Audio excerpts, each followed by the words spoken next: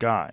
I've said it before, and I'm going to say it again. MAGA has been some of the worst sore winners that I have ever seen after the outcome of this election. And one person in particular, in Joe Rogan, who claims to be this guy just asking questions, wanting to stay out of politics, while he in fact put himself in the center of this election and continues to push lies and show just how out of touch and misinformed he actually is. Of course, we talked about him publicly announcing that he denied an interview with President Zelensky, but he just went public with another election lie that is blowing up in his face about Tim Walz, and we are going to get into that. But before we do, if I could quickly ask you to leave a like on this video, and if you haven't already, and you enjoy our channel, to hit that subscribe button, it goes a long way.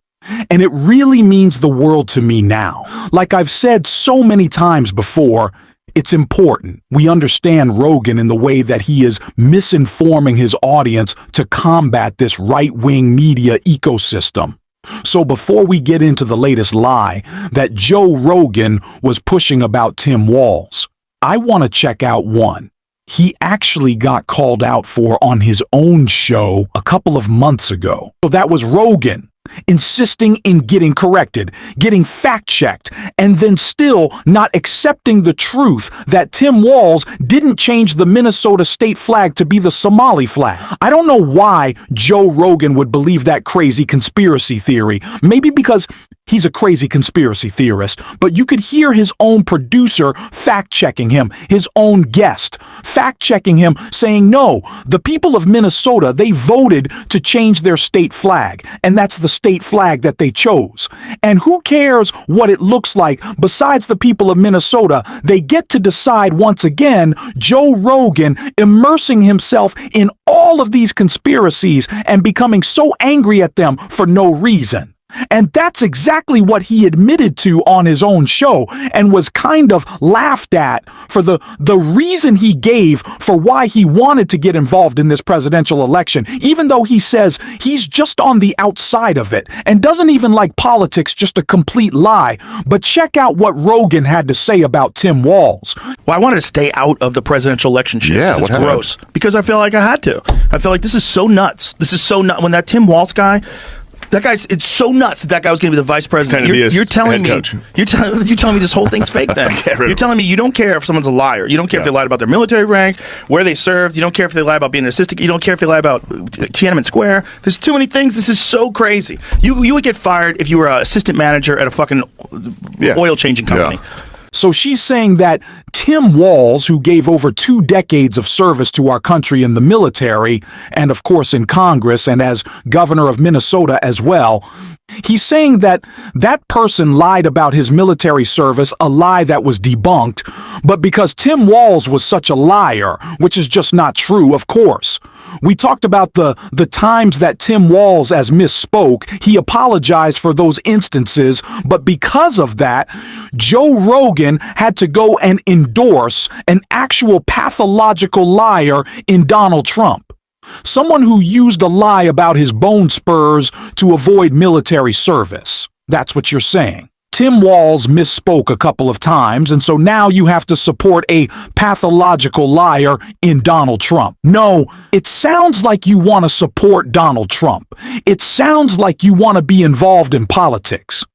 Joe Rogan, he's always saying, this is exactly what the right does. They always say. They're just asking questions. They don't like to be involved when actually they're just pushing misinformation to serve their own interest. And the lie about Tim Walz's military service had been debunked for a long, long time. And in case you hadn't heard it then, let's listen to Tim Walz talking about it right here.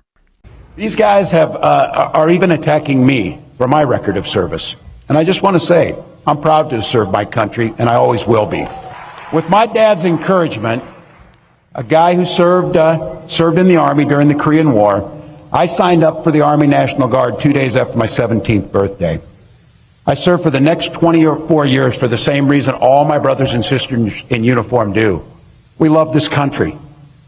Then in 2005, I felt the call of duty again, this time of being service to my country in the halls of Congress. My students inspired me to run for that office, and I was proud to make it to Washington. I was a member of the Veterans Affairs Committee and a champion of our men and women in uniform. I'm going to say it again as clearly as I can. I am damn proud of my service to this country. And I firmly believe you should never denigrate another person's service record. To anyone brave enough to put on that uniform for our great country, including my opponent, I just have a few simple words. Thank you for your service and sacrifice. Joe Rogan can try as much as he wants to continue to attack Tim Walz. Still, I don't know why that's in the interest of Republicans, I guess. They still see him as a threat, someone who represents progressive values, someone who is fighting for freedom, still going up against Donald Trump. Maybe that worries him, but I don't know why they continue to push this lie about Tim Walz. Military record doesn't really make a lot of sense, but like I said, this is what Rogan is all about. He can say that he's just asking questions, but what he's really doing is just misinforming his audience, and we have to be able to push back against it. And I talked about this when Rogan said that he would not have Zelensky on his show, although I think it's incredibly important that Democrats go into these spaces where you see the traditional young male audience. It is important we need to be doing more of that. But we also can't just rely on these people who, one, clearly don't want to hear the truth and sometimes won't even allow it on their shows. They won't allow other opinions. We saw Rogan didn't want Zelensky, and I'm sure Tim Walz would have gone on Rogan, and he probably didn't want him.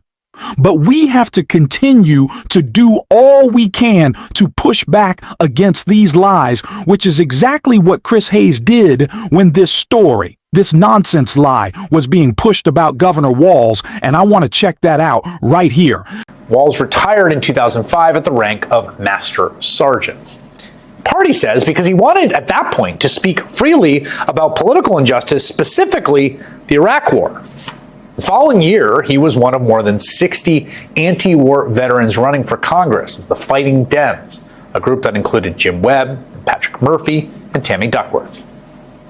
I spent 24 years in the Army National Guard. I spent the better part of 2 decades as a public school teacher. I'm a small business owner, I'm a father, and I'm a husband. I intend to come here to Washington to provide authentic leadership and to truly represent the people of my district and the people of the United States. After a surprise victory in a red district, Walz became the highest-ranking enlisted veteran ever to serve in Congress and worked to help end the military's anti-gay, don't ask, don't tell policy. I had students that I taught in the classroom, coached on the football field, trained in my Guard unit, and they went off to Iraq to fight for this nation. They went off to Afghanistan to fight for this nation. Not once in my career did the question of sexual orientation ever come up. It's time to erase this this mistake for our security and for Americans, and I'll be with you every step of the way. After Donald Trump was elected president, Walz became the ranking Democrat on the House Veterans Affairs Committee.